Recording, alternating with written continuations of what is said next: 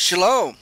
I'm Eddie Chumney of Hebraic Heritage Ministries, and we welcome you to this week's Focus Israel Report. In this week's report, we're going to be sharing with you regarding the current efforts by France to hold an international conference on the Israeli-Palestinian peace process on May the 30th, and the rejection by the international community that the Golan Heights should be recognized as a part of Israeli territory. And it is as follows.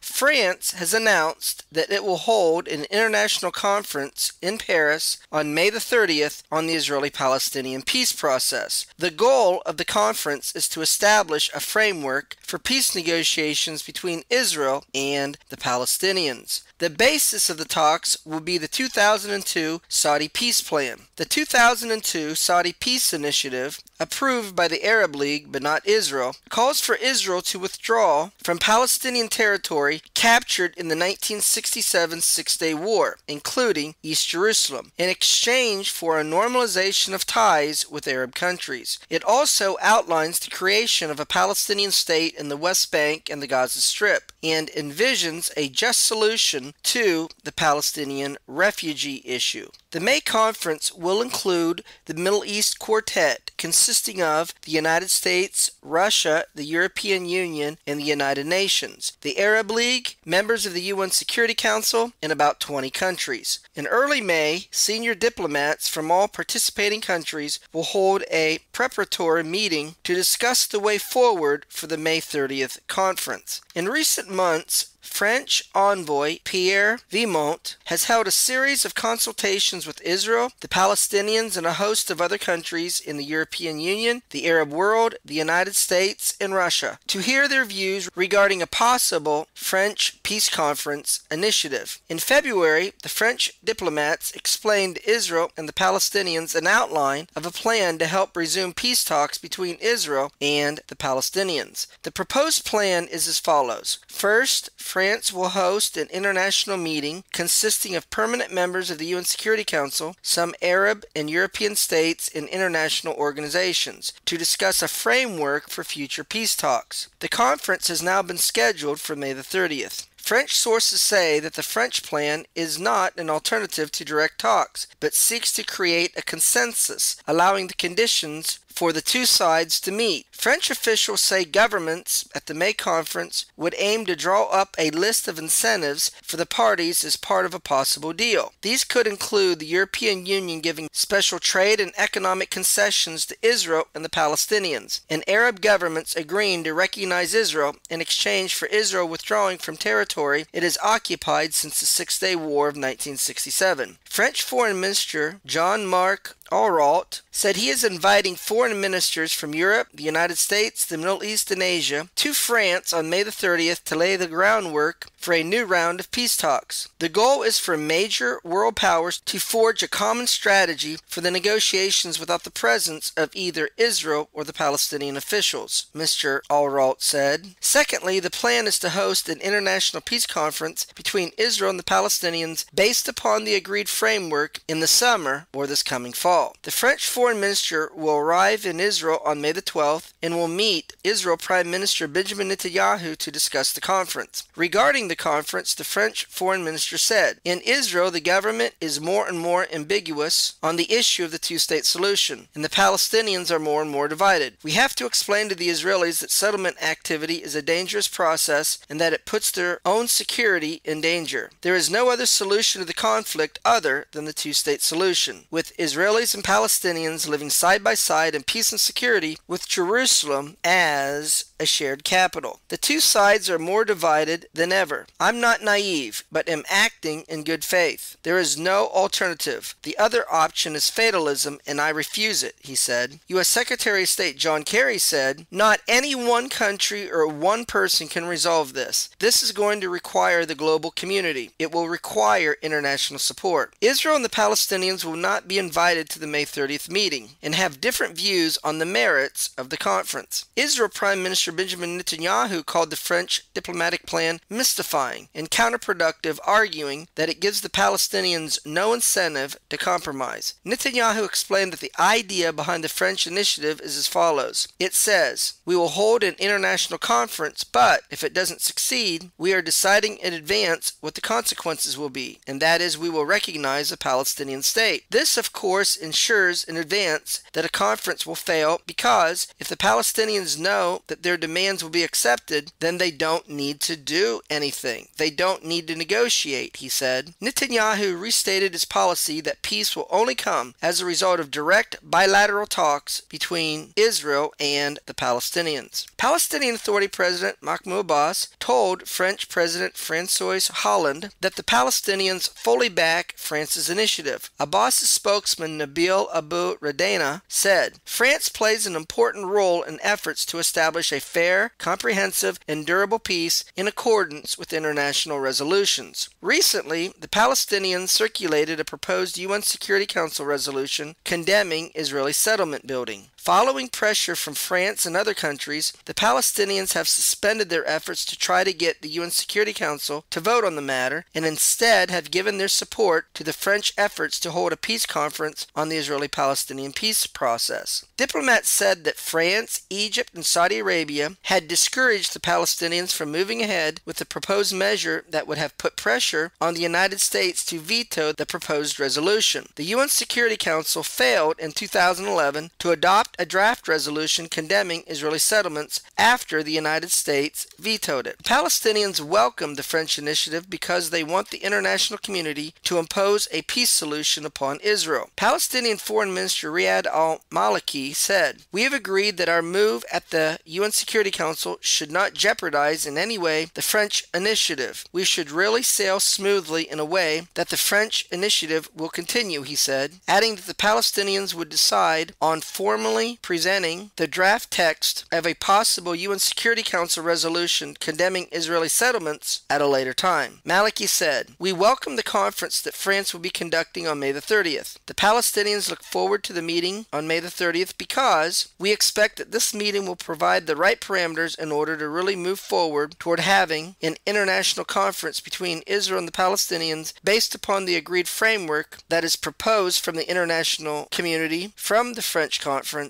to be held later in the year." Another Palestinian official said, "The opportunity to go to the Security Council will always be there, and we want to give a chance to the French initiative because, in the end, this is an initiative that serves the Palestinian cause, and not one that hurts the Palestinian goals and objectives regarding the peace process." In other news regarding Israel disputed territory, Israel Prime Minister Benjamin Netanyahu met with Russian President Vladimir Putin to discuss his red lines regarding the security of Israel's northern borders and stressed that Israel was determined to maintain its control of the Golan Heights. Netanyahu said, "I have come to Russia to step up coordination with them on security matters to prevent mistakes, misunderstandings regarding the Syrian conflict. We are not going back to the days when rockets were fired at our communities and our children from the top of the Golan. And so, with an agreement or without an agreement, the Golan Heights will remain part of Israel's sovereign territory." Netanyahu also said that Israel would do everything in its power to block the Lebanese terrorist group Hezbollah from obtaining advanced weapons, and was working to assure that no new terror front appeared on the Golan Heights. Speaking at the start of a special Israeli governmental cabinet session convened in the Golan Heights, Netanyahu said that the Golan Heights will remain forever under Israeli sovereignty. "Whatever happens on the other side of the border, meaning Syria, the line is not going to change," Netanyahu stated at the start of the cabinet meeting. "The time has come after 50 years for the international community to acknowledge that the Golan Heights will permanently remain under Israeli sovereignty." The Golan Heights was effectively annexed by Israel in 1981. However, this action was not recognized by the rest of the world. As a result, Netanyahu's claim has been strongly criticized by members of the international community. The status of the Golan has resurfaced because of the Syrian peace talks being brokered by the United States and Russia. Netanyahu has said that Israel's view of the Golan Heights needs to be taken into account in these talks. According to Israel's Channel 2, the first clause of a Syrian draft peace agreement specifies that the Golan Heights is Syrian territory and must be returned to Syria. Netanyahu called U.S. Secretary of State John Kerry to complain about the text declaring that the Golan, as part of Syria, would be included as part of a peace deal being drafted to end the Syrian civil war. He also told Kerry that the time has come for the United States to recognize Israeli sovereignty over the Golan Heights. In response, the United States objected to Israel Prime Minister Benjamin Netanyahu's assertion that the Golan Heights will forever remain under Israeli control, reiterating that the United States does not recognize Israel's claims to the Golan Heights. U.S. State Department spokesman John Kirby said that the Obama administration does not consider the Golan Heights to be part of Israel. The U.S. position on the issue is unchanged, Kirby said. Those territories are not a part of Israel, and the status of those territories should be determined through negotiations. In November, Netanyahu reportedly asked U.S. President Barack Obama to recognize Israel's sovereignty over the area given the present situation with the Syrian civil war. Obama refused to even reply, according to Israeli media reports. Germany said that a unilateral decision by Israel to keep the Golan Heights would breach international law. German Foreign Ministry spokesman Martin Schäfer said it's a basic principle of international law and the UN Charter that no state can claim the right to annex another state's territory just like that. Schäfer said Germany isn't currently demanding the immediate return of the territory due to the security situation in Syria. European Union diplomatic chief Federica Mogherini stressed that the European Union does not recognize Israeli sovereignty over the Golan Heights. She said, the European Union recognizes Israel within its pre-1967 borders, whatever is the Israeli government's claims on any other areas, until a final settlement is concluded between Israel and her neighbors, Mogherini said. And this is a common, consolidated position of the European Union and its member states. The UN Security Council also rejected Israel Prime Minister Benjamin Netanyahu's assertion that the annexed Golan Heights would forever remain under Israeli control and expressed concern over his statements. The 15-member council agreed that the status of the Golan, which Israel captured from Syria in 1967, remains unchanged, said the Chinese ambassador to the United Nations, Liu Jie. Liu recalled a 1981 resolution which states that Israel's decision to impose its laws, jurisdiction, and administration in the occupied Syrian Golan Heights was null and void and without any international legal effect. Council members expressed deep concern over the Israeli statements and stressed that the status of the Golan remains unchanged, he said. Arab League chief Nabil al-Arabi, Secretary General of the Pan-Arab Bloc headquartered in Egypt, said Netanyahu's statement was a new escalation that represents a brazen violation of international law. Danny Danone, Israel's ambassador to the United Nations, also denounced the UN Security Council for discussing an issue that completely ignores the reality in the Middle East. Danone said, while thousands of people are being massacred in Syria and millions of citizens have become refugees, the Security Council has chosen to focus on Israel, who is the only true democracy in the Middle East. It's unfortunate that interested parties are attempting to use the Council to unfair criticism of Israel, the ambassador added. Israel's foreign ministry shot back at the UN Security Council statement, saying that it was ignoring the reality in Syria. Who is Israel expected to negotiate with on the future of the Golan Heights? The Islamic State, Al-Qaeda, Hezbollah, the Iranians and Syrian forces who massacred hundreds of thousands of people, the statement said. In the face of the war raging in Syria and the security and stability that Israel has built in the Golan in the past 50 years, the suggestions that Israel withdraw from the Golan is unreasonable. Well, that's going to conclude this week's report, where we shared with you the current efforts by France to hold an international conference on the Israeli-Palestinian peace process scheduled for May the 30th, as well as the rejection by the international community to Israel's declaration that the Golan Heights should be forever recognized as part of Israeli territory. Until we do it again, Shalom in Yeshua the Messiah. Amen.